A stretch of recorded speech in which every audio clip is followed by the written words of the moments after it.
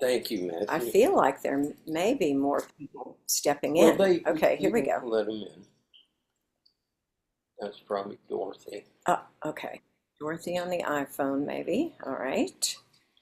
Okay, so we've been. Cherry, see, we got still people. Ah, Okay, so, I'm going to silence everybody.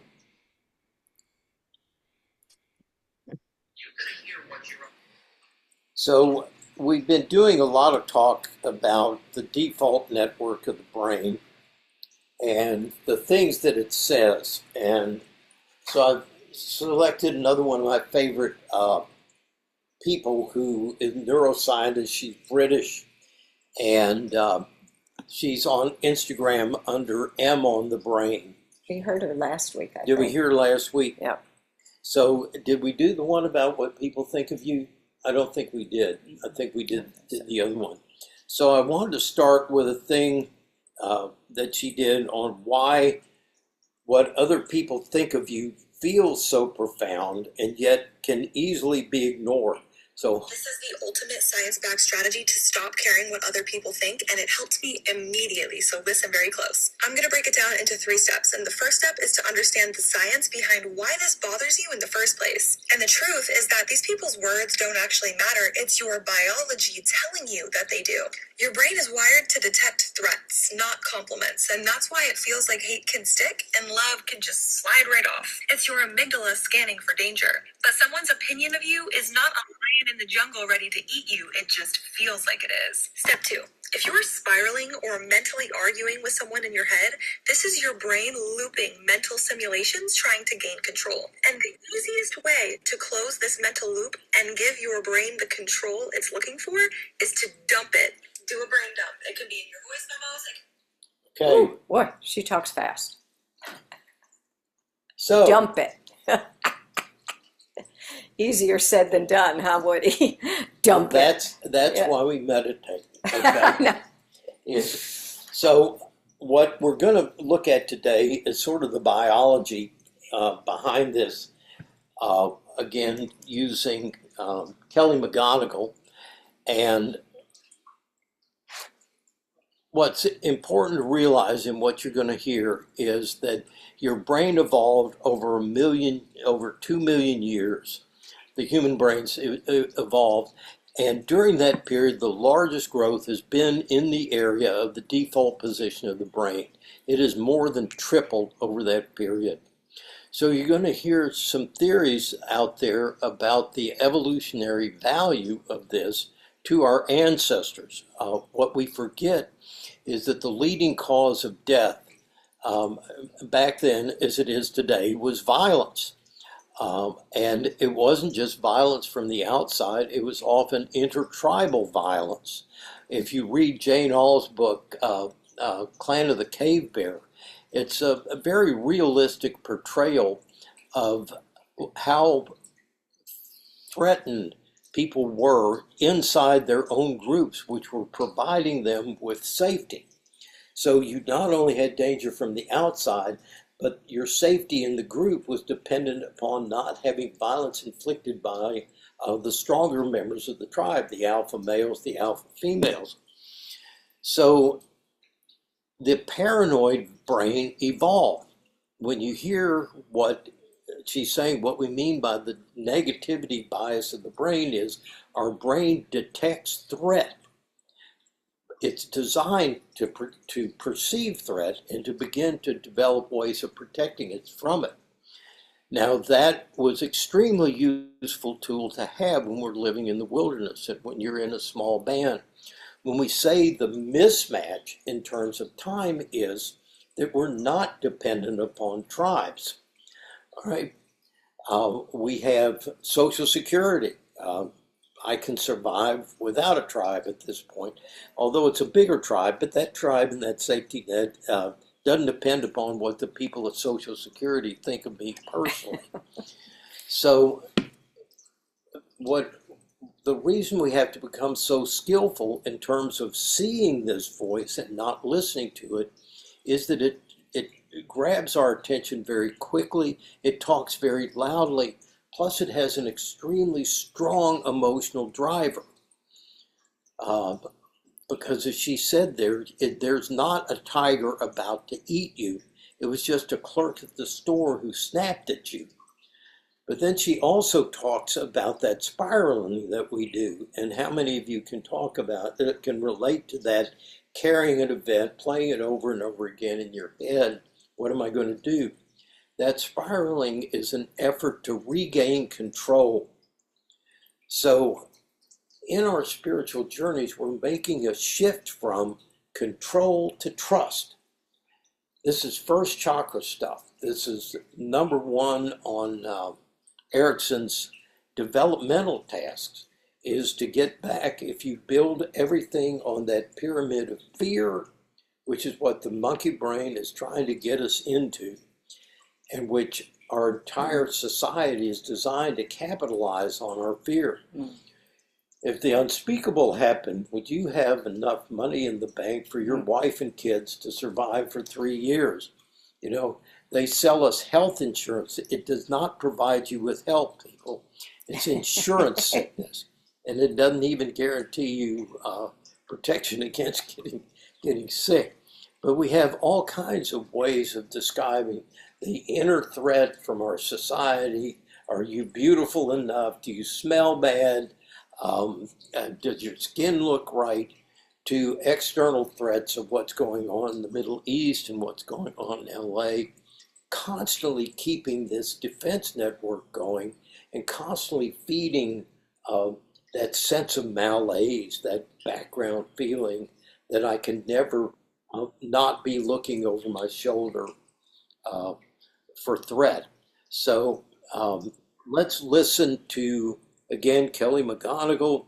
Let her explain a little bit about what neuroscience is teaching us, and also about this new branch that's called evolutionary psychology, to begin to look at so many of the things that we think of as disorders, like people pleasing, is actually hardwired into our brains. It's not a choice you make. It's a tool that your brain gives you to deal with threat. The same way with trying to bully, the same way with trying to control everything in your environment. That's hardwired into that fight or flight part of the vagus nerve. So your brain falling into this automatically puts you into fight or flight. Automatically, as we saw last week, limits what you can see. So once you get into fight or flight, all you're going to see is threat. You're not going to see solutions. And so this constant looping that goes on in our heads, worrying about things that feel so important, so significant, really aren't. So we'll listen to Kelly, then we'll do something from Stephen Mitchell.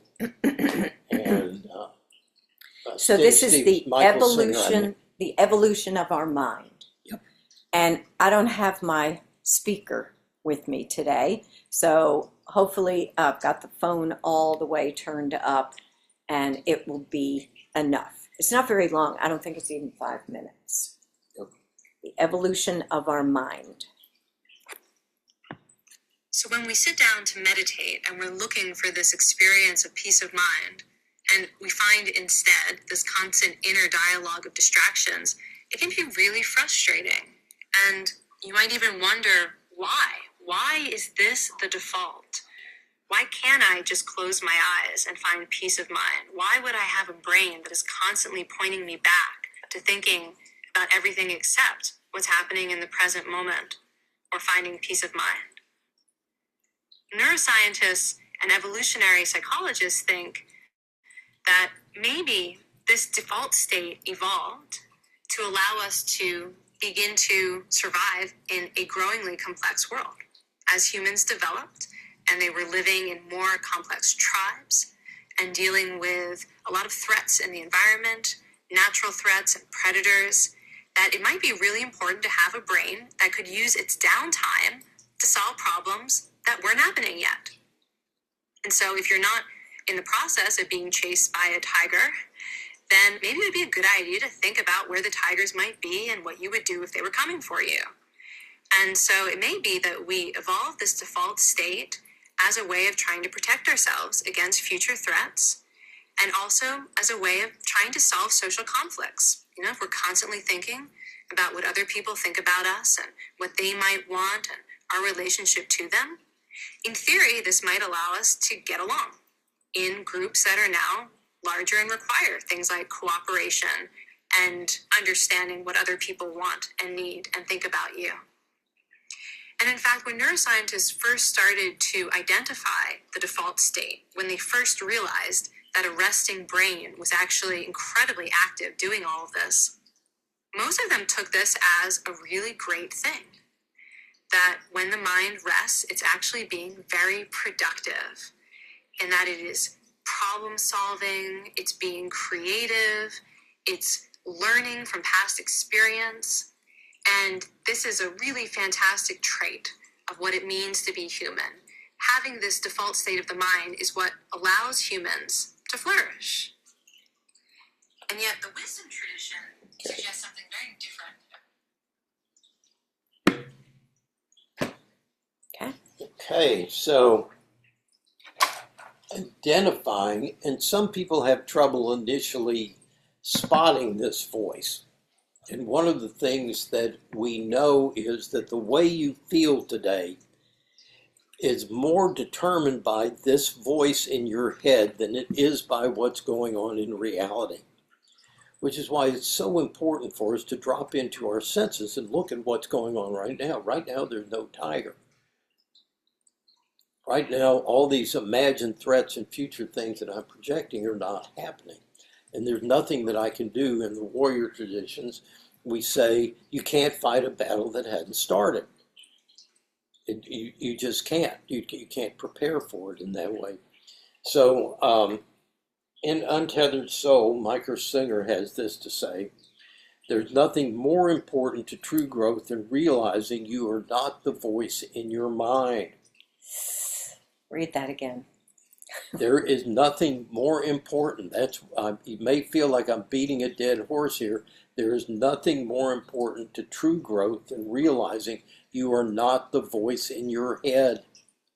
That this is a defense mechanism, all right? That even though it uses language like we've seen before, these are ideas being generated by your brain. And the way you know it's not you is that you are sitting here trying to meditate and this voice won't fucking shut up. So if this voice was you, why doesn't it shut up? And the answer is for the same reason your heart doesn't stop beating and your kidneys don't stop beating when you sit down, because it's your brain doing what your brain does. Brain. And we make the mistake. This is why the wisdom traditions all teach it's a case of mistaken identity. You think you think that this voice in your head is you, and you are actually what's hearing and watching this voice in your head. If you don't understand this, you'll try to figure out which of the many things this voice says is really you. People go through so many changes in the name of trying to find myself. They want to discover which of these voices, which of these aspects of their personality is who they really are. And the simple answer is none of them.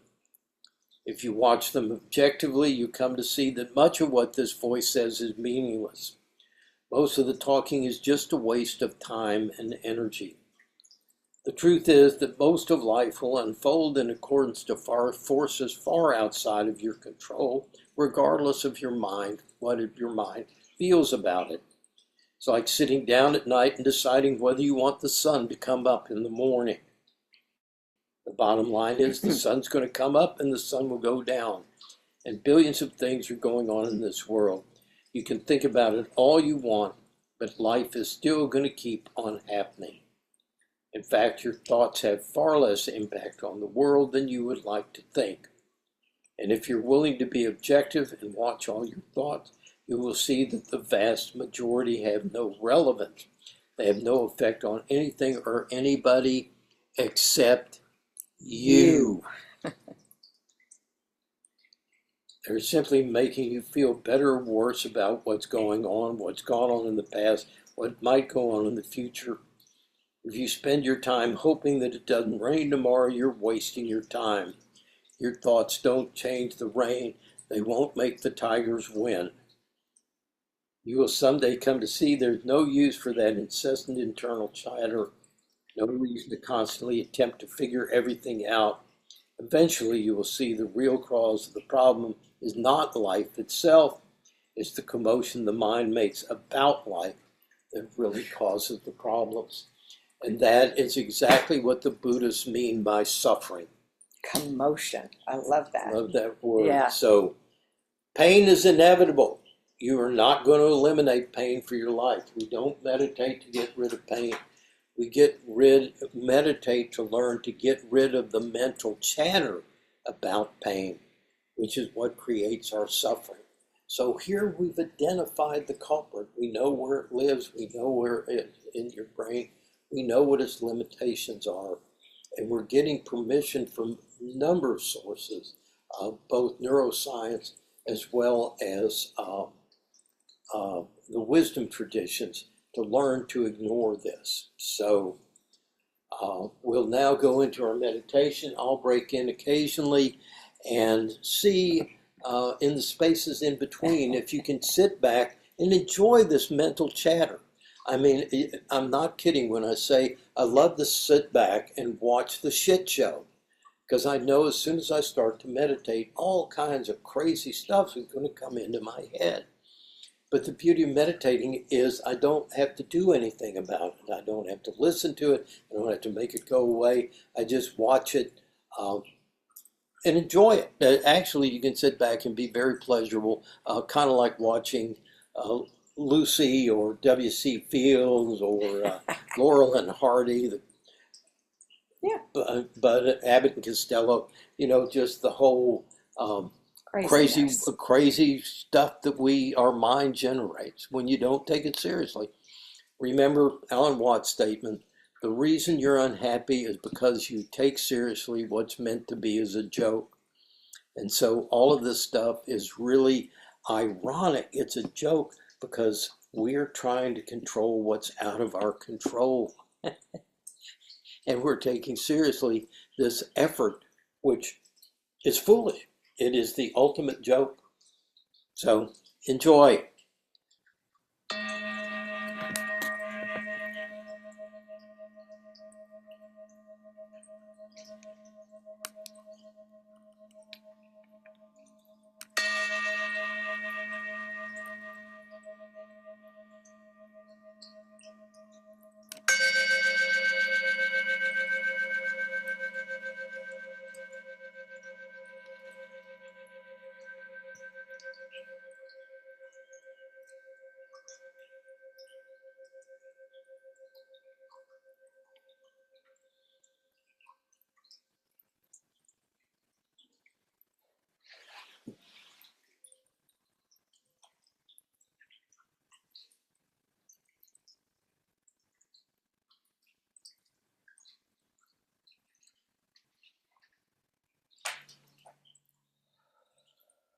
So settle into the breath, allowing the vagus nerve to regulate, slowing the exhale, building nitric oxide, which naturally relaxes you.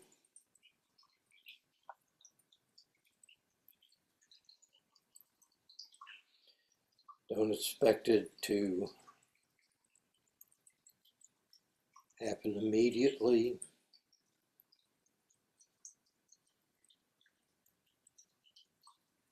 As we say in AA, it sometimes happens quickly, sometimes slowly, but it will always materialize if you stay with it.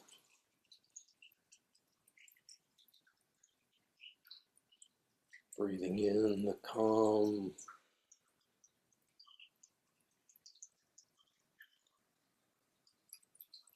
and as we've studied before, on the exhale, letting all the energy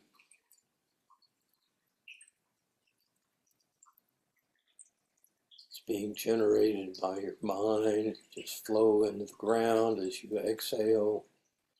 Other people's fear that you've trapped, their controlling energy, any shame.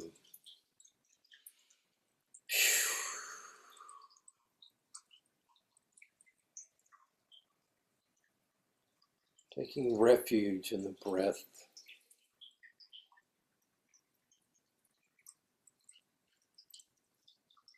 Feeling all the pleasurable sensations associated with simply breathing. Inhale, releasing tension in the chest and in the gut. Allowing your body to soften, release.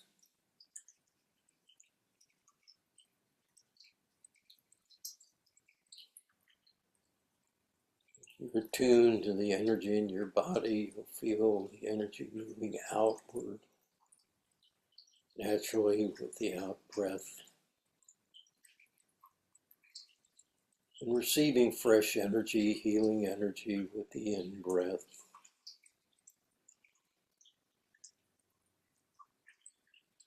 And breathing with awareness.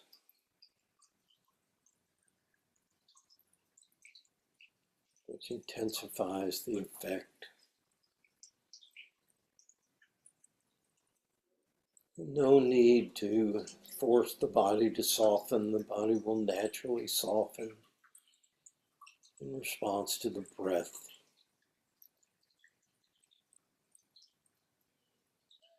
Creating more space for the diaphragm to descend, inflate the lungs as the belly expands.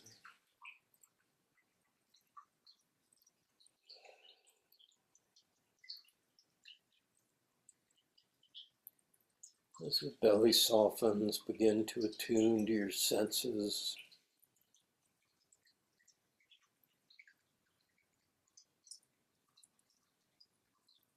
The reason Buddhists meditate with their eyes open is to stay anchored in the visual senses, sounds, the dove cooing, the fountain bubbling, the sound of the traffic, not judging, not grasping,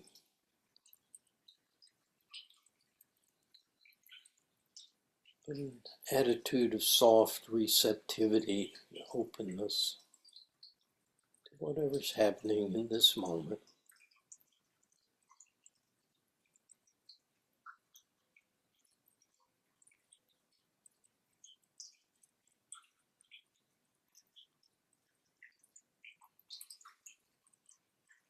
Perhaps feeling the body shifting to ventral, relaxing, beginning to feel a sense of well-being,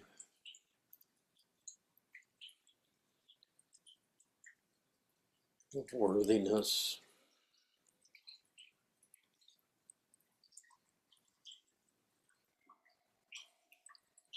Taking refuge in the breath, in the senses, and in the present moment. All the elements which begin to calm the mucky mind. And yet, as we enter the silence, begin to notice the first intrusion as it begins to go to work doing what it's supposed to do. And allow yourself to sit back. Don't resist it, but don't entertain it.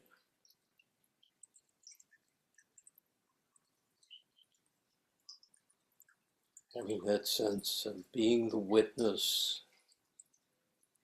and not the content.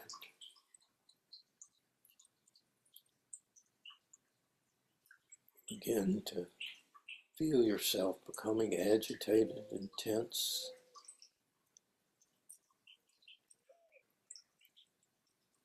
Just take a breath and reestablish your base. breath, senses, present moment. Open to whatever emerges next, internally or externally.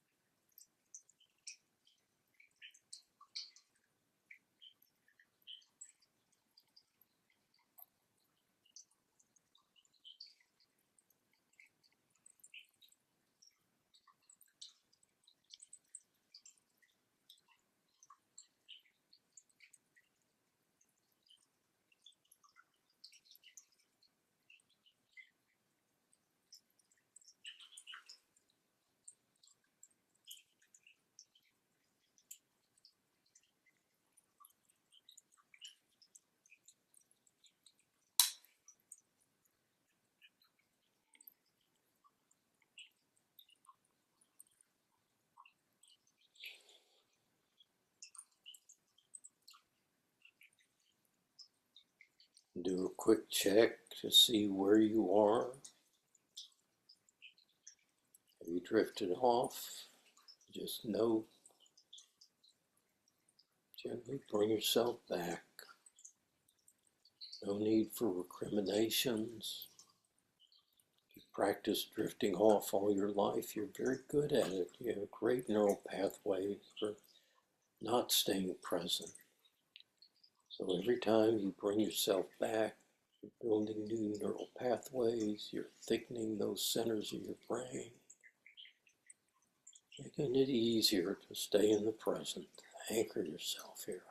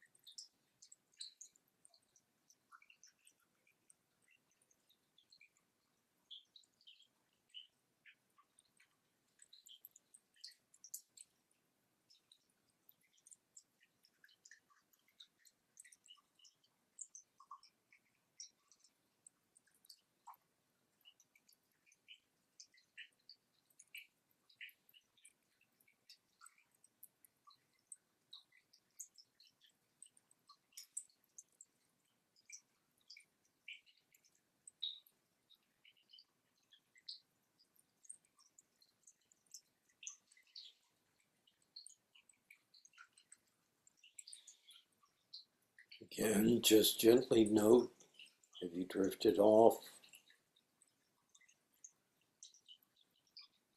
Notice what you're thinking about.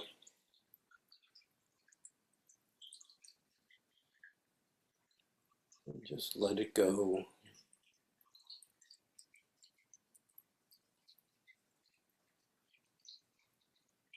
Coming to value the present moment. The richness of being here as opposed to the turmoil.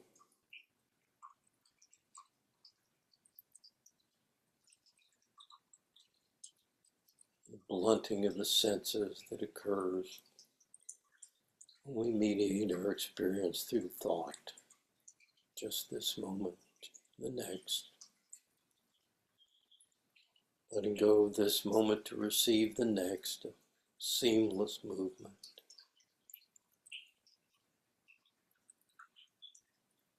Between eternal present moments.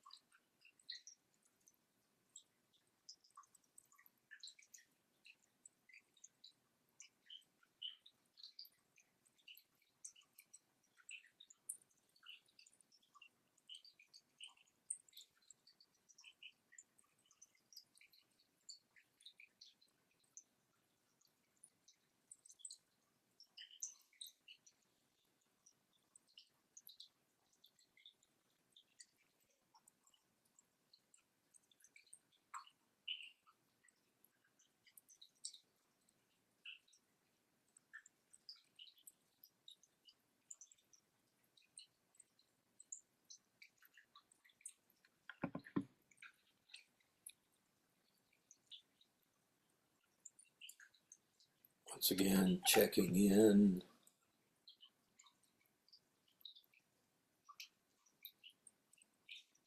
Is your body anticipating the session ending? Are you feeling the changes in your body in a negative way now?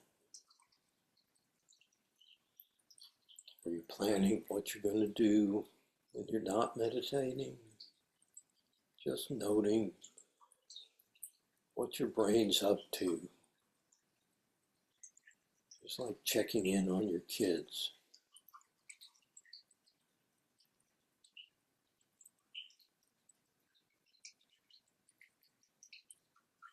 And back to the present gently.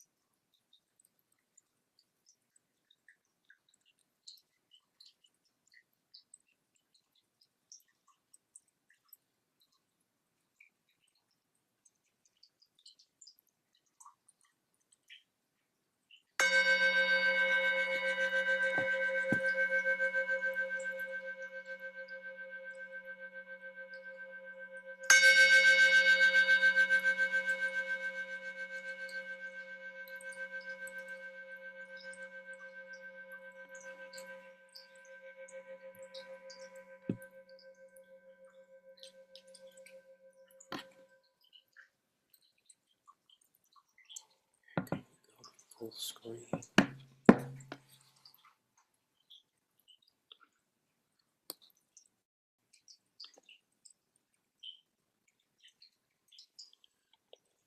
Is that-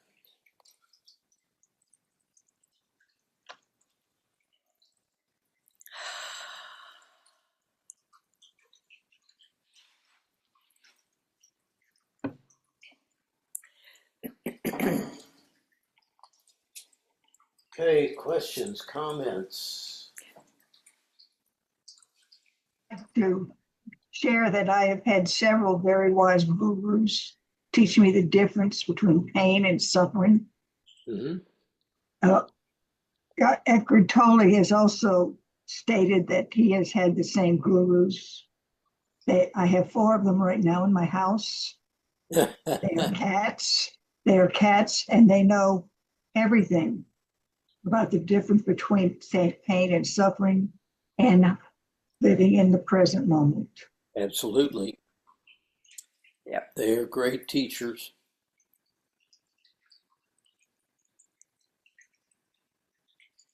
And that's why Jesus said, consider the beasts, lilies of the field, though don't tax themselves with forethoughts of the future, nor with vain regrets of the past. He could have added that, but he didn't know we needed him to add that, so he didn't. Okay. For me, this was like sitting in front of the TV and switching channels every 30 seconds, just another thing coming up, another thing coming up. And then I realized I was watching TV. Great exercise. And they used that image a lot of the difference between getting caught up in a movie, like my son when we went to watch Bambi, and he was about 6, and when they killed his mom and the fire and everything, Aaron gets up and runs out of the theater going, they killed his mommy, they killed his mommy. I mean, he is just distraught and hysterical because he has no sense that this is not happening, that this is just a projection on a screen. So that ability to sit back and know that I'm watching a projection, that this is not what my brain is telling me is happening, is simply an interpretation of filtered reality. And if I will stop and wait, I will get a much richer experience, which is of me sitting here in the present moment without there being a forest fire and my mommy being dead. Can you see the difference? So that's what we mean by detachment. Isn't a matter of not caring. And Guy, we had this discussion. If I detach, does it mean that I no longer get to have joy? I no longer need to have pleasure, any of those things? No, it simply means that I'm adding that dimension of watching it, okay, being present here and anchored as the witness consciousness, not as this stuff going on up here. So that enables me, once I practice that. So we saw something this morning. We're reading our thing. What was the new word we got today? Micro joys. Okay, but not the micro joys. The one, what is it called? The list making. Oh yeah, what did she call Some that? great name for the way they're reporting now by giving us lists. Listicles. It's like an article with a list. Listicle. And no, Brad, not testicles. Relax. Okay, listicles. All right. So one of the listicles, I wasn't going to go with microjoys. One of them was looking for those little moments, the little glimmers during your day, not the big glimmers, but the little wows. Okay. But the other one was giving yourself credit for setting boundaries. Bam. I mean, to begin to understand that our capacity to experience this peace with each other is because we've set boundaries and not let the world intrude on this space. If you think about it, so we set the time aside to turn inward and feel that sense of safety. and giving yourself credit and seeing that I do have that capacity to create sanctuaries, because learning to unhook the from this monkey mind is so much easier where you're in a place of safety. And when you have a guy with a stick watching over you, or your teacher, we did some workshops on yoga for people with PTSD. And one of the things is we become PTSD sensitive that we do as a teacher. Linnell, creating a safe, sacred place, says, I will watch. There is someone coming into the room. You're about to hear this sound. I'm about to get up and move. All of that's designed to let the monkey mind relax, settle into that sense of safety, but then give yourself credit for creating that safety for yourself that your society and your parents did not create for you. So even if you didn't have it, you derive even more benefit from those places than people who don't have that. So as we learned last week, those of us with PTSD, anxiety disorder, all that kind of stuff, whatever you label it, or benefit the most from these exercises of staying present, staying in the present moment, shutting off the conditioned mind. And I call it making compassionate choices, which is also a way of boundary making. Right. It's like, okay, I can choose to not go to that party and enjoy an evening at home, or what to conserve my energy. Right. Conservation of energy was another one of the things in this article. But again, as we continue on this journey with each other, being in the present moment, seeing what is operating, the shenpa, the compulsiveness of this mind, is what gives you the lever to change your life. Without this awareness, as Eckhart Tolle said, your capacity to change, listen to this, people, your capacity to change is dependent upon the quality of your awareness in the present moment. Okay? In the present moment. You can't change what you don't see, and you can't change what you're critical of, which is why compassion is so essential. If I'm in the judgmental mind, I'm still in the conditioned mind. If I'm trying to change, thinking I'm going to be better, it's not going to work. You're trying too hard. Because not only that, but you're also splitting yourself again. Okay? I don't want this part of me to be happy. I want this part of me to be happy. So what happens here is instead an integration. Okay? An integration without force.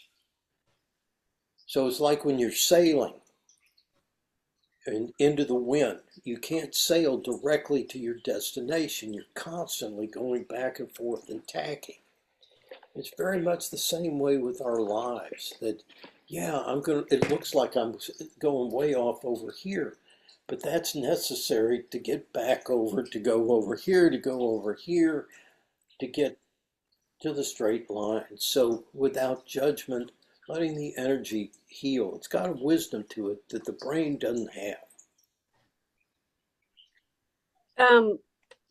Thank you for this. I had an opportunity to make a compassionate choice for myself yesterday, and the voices from their teachings were in my head, but there was also a voice that was telling me stuff that I didn't want to hear, but I had an obligation for this AA Al-Anon party where I had to do the decorations, and I felt bad. I've been sick, but I suited up, showed up, did the fucking decorations, but knew when I went that I was going to let myself leave if I needed to, if I wasn't feeling well enough. And I knew I wasn't going to feel well enough. But a lady in that group who has no filter commented to me a while back because I was sick with something else. She goes, "You're sick a lot." And so I didn't tell anybody I was leaving. I just sort of sneak out with my purse and I get in my car, and her voice is just, and it was it wouldn't have mattered if she'd have said it. My head would have been saying it. But it was just blah, blah, blah. But as I got further away, it was like, I'm free. And I did that. And, and I didn't try to overthink it too much. I mean, I've had a little bit of shame about it because, oh my God, what are they going to think? She was blah, blah, blah. But the fact is that nobody thinks about me that much. Yeah, exactly. They don't give a That's shit. the joke. It's like, oh, Beth left, and oh my God, she did this. But as I'm driving, I'm thinking, I'm doing this. And I'm listening to my body, and I'm listening to what y'all have taught me. And it was a good moment. And I just came home and put my gown on and got in the bed with my heating pad. And I never would have done that before I met y'all. Never. I would have soldiered through and been sicker by the time it was over with. So Good thank on you. Kate. Yep. Yeah, good job. Thank you. Yeah. Thank you for sharing. Thank you. It's very liberating and empowering. Yep. Okay, Rachel. My brain is processing this along with I watched a video which I had heard years ago. I think or a version of it. I can't think of the person's name, but he did the Magic Shop book, and he's a neuroscientist. Yeah. I can't think of his name. Yeah. I watched his video, or him being interviewed by Mel. I don't know her name, but she does podcasts. And so with that, which is all of the, being able to have compassion, living in love instead of fear, which is his shorthand for sympathetic, parasympathetic. And as I was sitting with the movies and, the sutra, being with what is, I respond to what is, it felt like Tonglen, like the response, well, twofold. Watching the movie is realizing that's not what is, or sorting through, is the tiger really in the room? And then breathing in the moment completely as it is, and then breathing out the response of love or light, or it was a very interesting thing to be able to take the movie and breathe in the moment completely as it is. Yes. Yeah. Would you With the monkey mind, Yeah.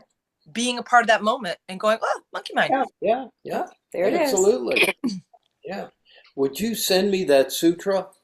That was probably the most profound definition of where we're headed that I've ever heard, and I've never heard that quote. Seeing what is, I respond to what is. Okay. If you want to know in shorthand, what are we doing? We're learning to see what's in front of us, not what we're thinking. Okay. So we're learning to get rid of that filter, that word filter. Anytime you're using words, it's an interpretation, it's a filter. Direct seeing, which is what I've told you. Sensation. God is energy. Energy hits your senses. It translates into something recognizable to you through your senses. That's the purest connection you have with the sacred. And we don't value it. We don't even pay attention to it. So if I'm not paying attention to my senses and what's immediately happening in front of me, I can't respond to it, which is why we use this in martial arts, is that you don't interpret what your opponent's doing. You don't think about how you're going to respond. You see what's in front of you and you respond, not react, not go through the conditioned part of your brain, but an instantaneous moment in the present. That's it, folks. Okay, that's where you get a 0.5 second advantage in life, and where you let go of the suffering. As we say in recovery, we say, ever since I got into recovery, I have fewer amends to make. And the reason that we have fewer amends to make is because we put a pause before we act. Instead of reacting, see what's in front of you, see your part in it, see how the person got there, see how you got there, extend compassion in the situation, see all that, then respond. And if you can't see it, go talk to your sponsor, go talk to your spiritual guide, go talk to your friend, get all that conditioned response out. As one of my co-sponsors used to say, I just need to go, I just need to vomit. I need to get this shit out so I can see. Okay, so that's kind of how that interfaces with that stuff. Any other comments, questions? Yes, Dinah.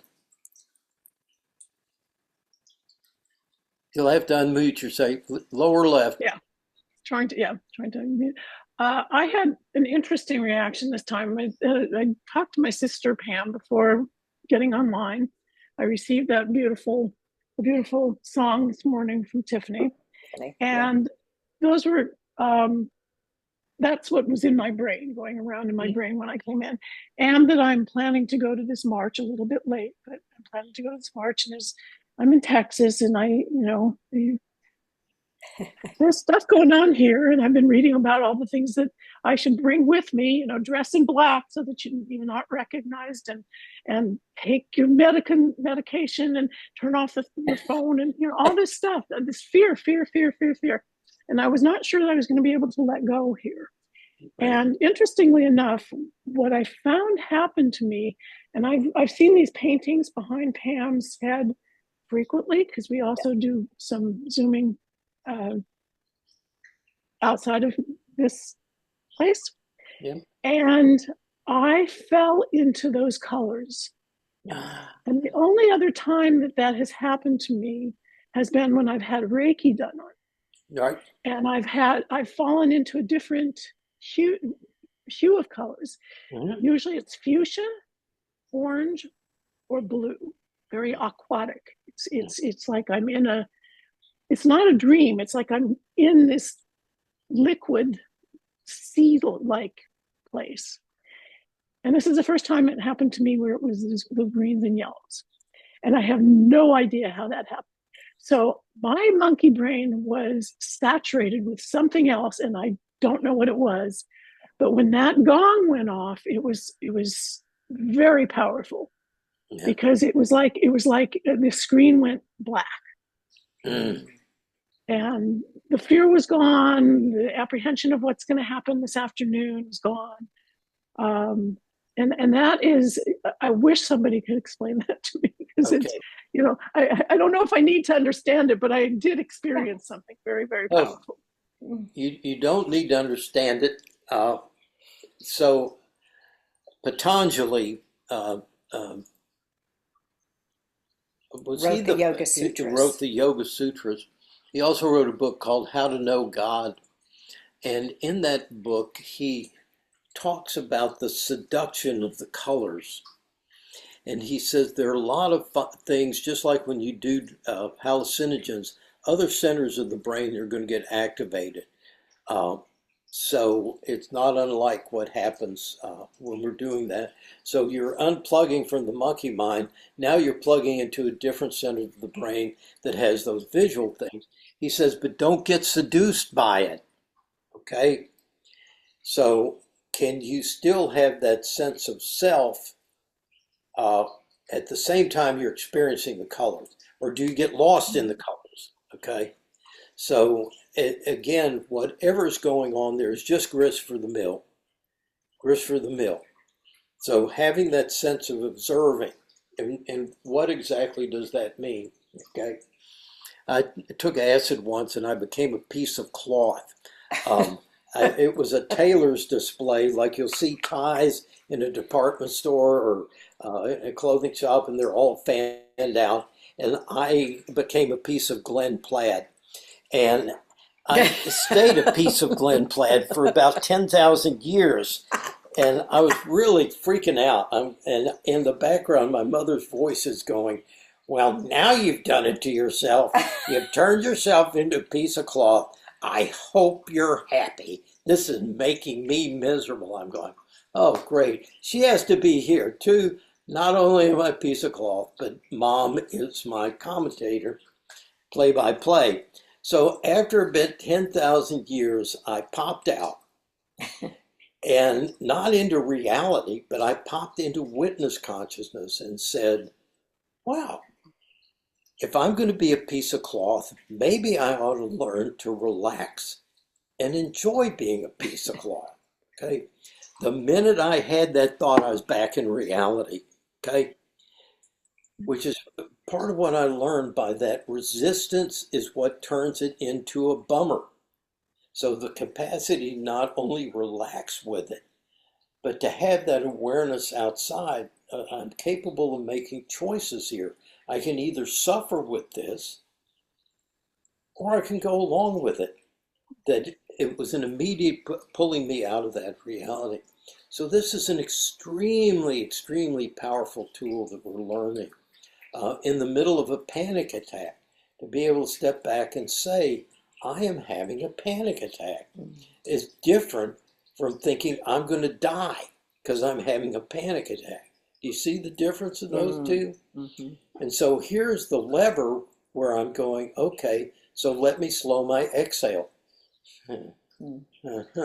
Whereas when I'm caught up in the Bambi, bombs dying, all that kind of stuff, we don't have that lever. So yeah, visual things will happen. We can maybe talk at a later date about the relation between that and chakra activation, since you mentioned Reiki.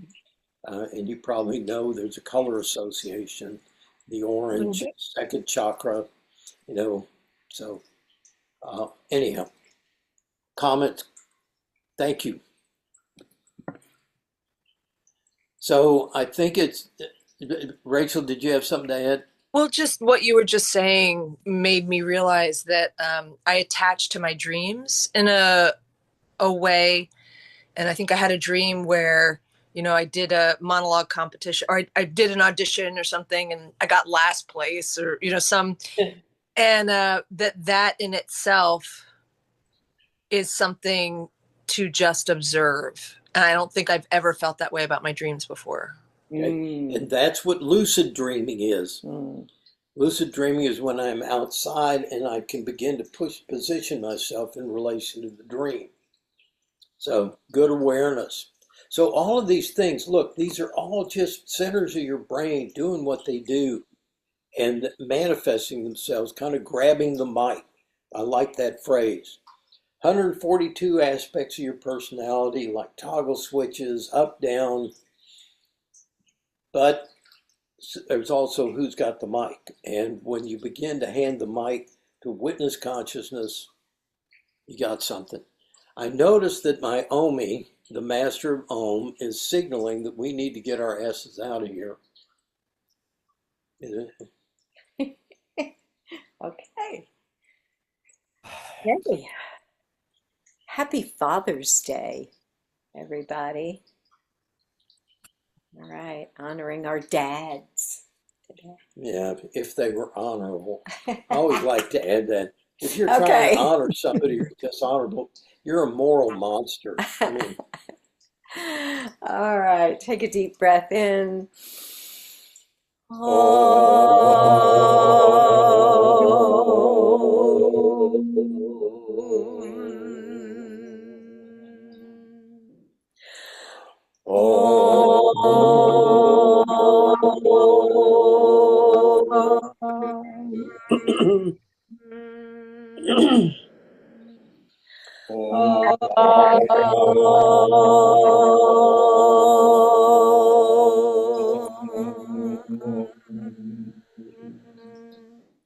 Wow. Wow. Wow. Wow. Wow. Wow. Have a good week, everyone. Love Thank you you. all. Same to Enjoy. Love you. you guys. See you soon. Safe travel, you. Tiffany. Thank you. Next Saturday is my birthday. You guys probably won't see me, Oh, but I do Okay. expect gifts. For those of you that are coming to Denver, I expect gifts. Gifts. Just Gifts. go ahead. That's just a generation of suffering. And of all the 10,000 things that are going to happen, Tiffany, that is not one of them. Oh, our Sangha is the gift. That's So, it. A gift I'll of my set the bar presence. low. Set the bar. That's why they call it my Yeah. presence. I love you guys. love you too. You're the best, Dinah. Bye. Thank you, Gordon.